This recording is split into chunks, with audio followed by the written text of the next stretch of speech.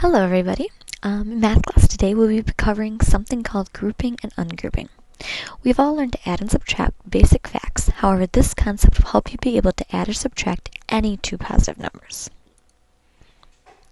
When we are adding numbers, we need to make sure that we are remembering a few things. We always want to make sure that we are neatly stacking the numbers on top of each other. When we do this, make sure that the numbers on the right side or in the ones column are lined up, as well as each number after that or to the left of it. If your numbers aren't neatly lined up, you will have a hard time doing this process, as you will see later. You will have numbers stacked on top of each other and will add each column's numbers together and write the answer, or the sum, under the equal sign beneath the terms being added. Make sure you are doing this from the right to the left, not left to right like how you would normally read a book. When adding numbers, it doesn't matter which one's on top or bottom. You can pick as long as they are lined up on the right. The most important thing to remember when adding larger numbers, though, is to keep things neat. I have three examples here. The first one you can see is just listed from side to side. That works fine if we're adding simple numbers, but when numbers are bigger, like in this problem, it's much harder to do. The second example, which is on the right, looks correct at first, but notice the numbers are lined up on the left rather than the right. This is wrong. What you want to make sure you are doing is writing the problem like the third example. On the bottom of the page, the numbers are neatly stacked on top of each other, lined up on the right with the equal sign underneath. So as we just talked about, the first two examples are incorrect ways to try to add these numbers. The third example is the best way to set up this addition. You've been working with base 10 blocks in class, but as a review I have listed some of the blocks and their value. The large cube is equal to 1,000 units. It is made up of 10 flats, each holding 100 units, which are those little cubes. This is shown to the right of the cube. So you can see that those flats are lined up there. Below the cube is a square called a flat. This equals 100 units. As you can see in the pictures, it is made up of either 10 longs or 100 units. The long, which is a tens piece, is made of 10 units. And finally, the small square, which you see on the bottom right, is called a unit and is equal to 1. The unit is what makes up everything else. So you want to keep these in mind as you're going about this grouping and ungrouping process. Here I show the base 10 block representation of our example problem, 1,283 plus 532. The 1,283 is represented with the cube for the 1,000, 2 flats for 200, 8 longs for the 80, and 3 units for the 3. So basically we just broke apart the number. The 532 is represented with 5 flats, 3 longs, and 2 units, as you can see I also drew out. Now when we add these blocks together, you'll notice you get a lot of longs. If you count them, you'll notice there's 11 of them. Well, remember that the flat is made of 10 longs, so you can combine the 10 longs and turn them into one flat. We are grouping these longs into one flat. So as you can see, I highlighted that and I showed you what it was changed into. So when you look at the result, you notice there is now one cube, 8 flats instead of 7, only 1 long rather than 11, and also still 5 units. This tells us that 1,283 plus 532 equals 1,815, as we can just count the blocks in the picture to figure this out. And you guys all know how to count those base 10 blocks. To show this in number form, look at how we set up the problem earlier in the top left example. Notice we are starting by adding the column on the right. We know 3 plus 2 is 5, so we write that below the line, as I did there. In the second step, which I showed on the right, we add 8 plus 3, which equals 11. However, we can't write that 11 below the line because there's only space for one number underneath that column. What this means is that we have 11 tens, since we are adding the tens column. Remember that tens are shown by longs, so just like in the picture, we can group the 10 tens or the 10 longs to be 100 or one flat. So we can show this in the number problem by adding the new 100 that we created, or the flat, in the hundreds column.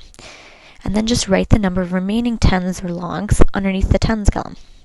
When we go to the hundreds column then, we will just include the extra 100 we wrote above it. So we will add 1 plus 2 plus 5. When we do this for each column, you'll notice you get an answer of 1,815. Same answer we got in the picture representation problem. So I guess we were right. So as one quick additional example, we are adding 374 plus 258. First, we represent each number with the base 10 blocks, just like we did before. Then you'll notice we need to group the blocks so that can be grouped. In this problem, we can group the 7 tens from the 374 with 3 of the tens from 258 to form one extra flat or 100 because there's a lot of tens there. We can also group the 4 units or ones from the 374 with 6 of the units from the 258 to create an additional long or 10. When we look at our new block arrangements, which is shown below the dotted line, we now have 6 flats, 3 longs, and units, which equals 300. You'll see that there's 2 units, which equals 632. So you can see that we grouped the ones that we had lots of extras with, and we just combined everything again, so we counted. And we can now check our rearrangements with the written form again. So as we group the ones place, because there were 12, making sure we are writing the new one in the next column. And we also group the tens place for 13 total. So we add that to the next column as well, and we add to get the answer 632, which matches, so we were right again. Now, when we are subtracting, we do something a little different. Instead of grouping, we are doing something called ungrouping. But first, just like with addition, we need to review a few basics. So, just like in addition, we are going to need to make sure that we are stacking the numbers very neatly, making sure they are lined up on the right. We will subtract numbers in each column from right to left, just as we would add as well. The difference, however, is that we need to make sure that the larger number of the two is on top. You can't pick in this case. You need to make sure that the larger number is on top, which you'll see why later. So, looking at this example problem, notice that we subtract 4 minus 3 and write the answer, or the difference, of 1 beneath the line. However, when we look at the tens column, you notice that we cannot subtract 5 from 2 because there isn't enough. It is just like trying to take 5 cookies when there's only 2 left on the counter. You can't do it. So let's look at this problem using base 10 blocks again. First, we need to represent each number just like before.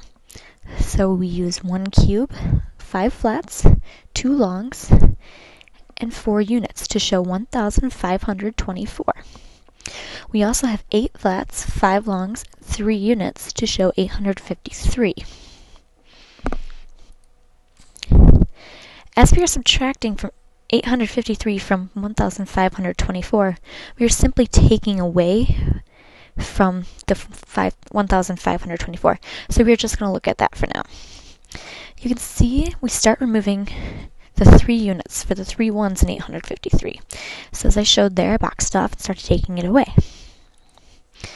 Now, as we try to subtract the 5 tens or longs from 1,524, we find that we do not have enough. So you can see I boxed in all the tens we have, but we only have 2.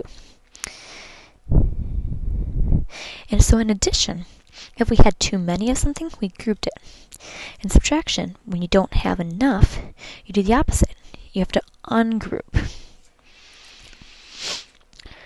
So, as I'm showing in the slide, you will notice I'm breaking apart or ungrouping one of those flats. Remember that flat is equal to 10 longs. So I now have an extra 10 longs to subtract from. So with what I had before, with what I just broke apart, I now have 12 longs. So I can subtract the 5 longs and 853 that I need to remove from that 1,524. Without this ungrouping, I wouldn't have had enough to subtract from. So you can see I boxed off those ones that we can subtract now. Next, I need to subtract the 800s, or flats, from of 853 from the 500s in 1,524. Once again, you'll see I do not have enough. So I need more flats, so I'm going to ungroup the cube to get 10 more flats. With the additional 10 flats, I now have 14 flats to subtract from. So from these now 14 flats, I will subtract the 800s in 853. So you can see I'm subtracting those there.